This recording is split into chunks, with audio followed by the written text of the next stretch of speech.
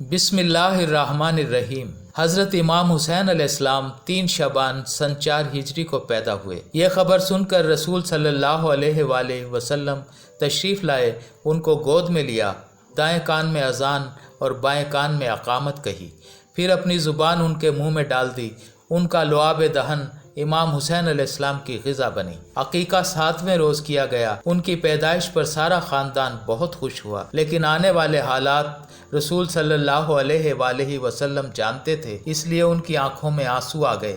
اس کے بعد سے امام حسین علیہ السلام کے مصائب کی باتیں رسول پاک صلی اللہ علیہ وآلہ وسلم اور اہل بیت کی زبان پر آنے لگی۔ حسن اور حسین رضی اللہ تعالیٰ عنہ دونوں کی پرورش رسول پاک صلی اللہ علیہ وآلہ وسلم کی گود میں ہوئی، اور دوسری طرف حضرت علی رضی اللہ تعالیٰ عنہ جن کی زندگی کا مقصد ہی اللہ تعالیٰ کی رضا تھی، اور پھر حضرت فاطمہ رضی اللہ تعالیٰ عنہ جو پیغمبر صلی اللہ علیہ وآلہ وسلم کی رسالت کو خواتین تک پہنچانے کے لیے پیدا ہوئی تھیں۔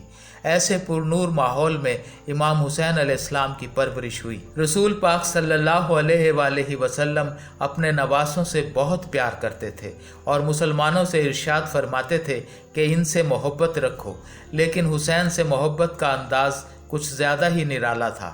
ایسا بھی ہوا کہ پیغمبر اسلام سجدے میں تھے کہ حسین پشت مبارک پر آ گئے۔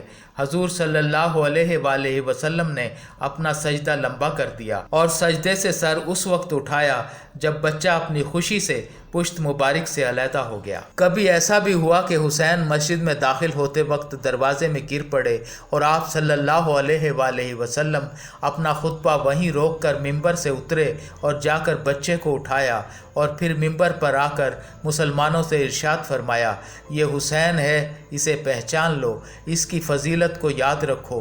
انہوں نے امام حسین علیہ السلام کے لیے خاص طور پر فرمایا تھا کہ حسین مجھ سے ہے اور میں حسین سے ہوں۔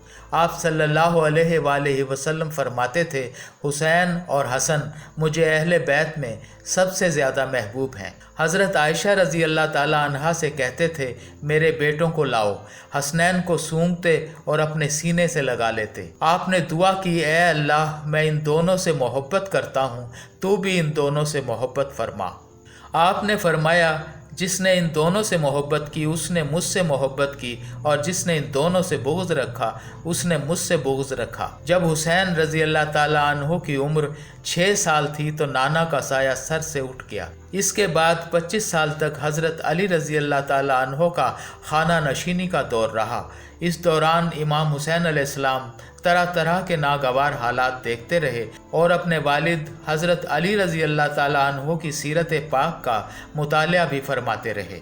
جب امام حسین علیہ السلام کی عمر 31 برس ہوئی تو عام مسلمانوں نے حضرت علی رضی اللہ تعالیٰ عنہ کو 35 ہجری میں خلیفہ اسلام تسلیم کر لیا۔ اس کے بعد کئی خون ریز جنگیں ہوئیں جن میں امام حسین علیہ السلام اپنے والد بزرگوار کی نصرت اور حمایت کے لیے شریک ہوئے اور شجاعت کے جوہر دکھائے۔ 40 ہجری میں حضرت علی رضی اللہ تعالیٰ عنہ کو کوفے کی جامع مسجد میں شہید کر دیا گیا، جس کے بعد امامت اور خلافت کی ذمہ داری امام حسین علیہ السلام کے بڑے بھائی امام حسن رضی اللہ تعالیٰ عنہ کے سپرد ہوئیں۔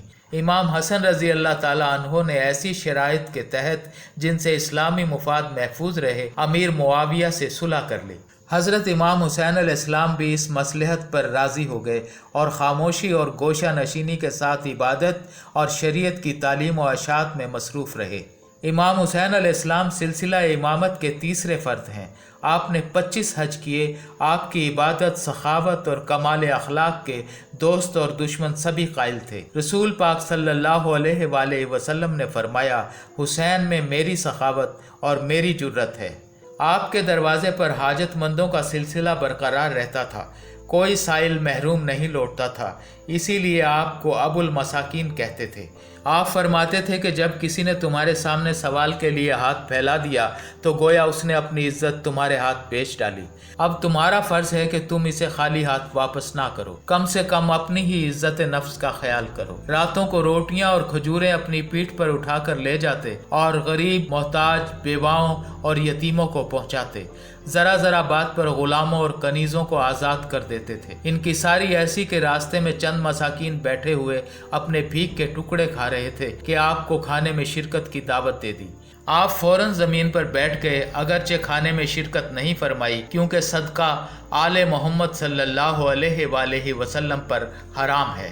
اس خاکساری کے باوجود بلندی مرتبہ کا یہ اثر تھا کہ جس مجمع میں آپ تشریف فرما ہوتے تھے لوگ نگاہ اٹھا کر بات نہیں کرتے تھے۔ آپ کے علمی کمالات کے سامنے دنیا کا سر جھکا ہوا تھا۔ آپ کی دعاؤں کا ایک مجموعہ اس وقت بھی موجود ہے۔ آپ کی اخلاقی جرت، راست بازی اور راست کرداری، قوت اقدام، جوش عمل اور ثبات و استقلال، صبر و برداشت کی تصویریں کربلا کے مرقع میں محفوظ ہیں۔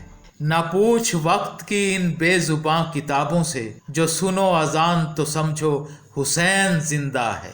اگر ویڈیو آپ کو پسند آئی ہو، ویڈیو کو لائک کریں، چینل کو سبسکرائب کریں تاکہ ہماری آنے والی ہر نئی ویڈیو آپ کو مل سکے۔